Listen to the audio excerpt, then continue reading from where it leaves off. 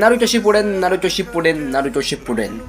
So guys, প্রত্যেকটা Naruto ফ্যানের মাথায় এখন একটাই কথা ঘুরতেছে যে নারুটো শিপুডেন এর সিজন 11 আমরা কবে দেখতে পারবো বা হিন্দি ডাব কবে আসবে। সো আজকে আমি ডিসকাস করব নারুটো শিপুডেন এর সিজন 11 আমরা কবে হিন্দি ডাব দেখতে পারবো। তো ইতিমধ্যে আমরা অনেকে জেনে গেছি যে নারুটো শিপুডেন এর হিন্দি ডাব আমরা সোনি চ্যানেলে দেখতে পারবো। বর্তমান সোনি চ্যানেলে এখন দুপুর 11টা থেকে 12টা পর্যন্ত নারুটো শিপুডেন এর পুরনো এপিসোডগুলো দেখানো হয়।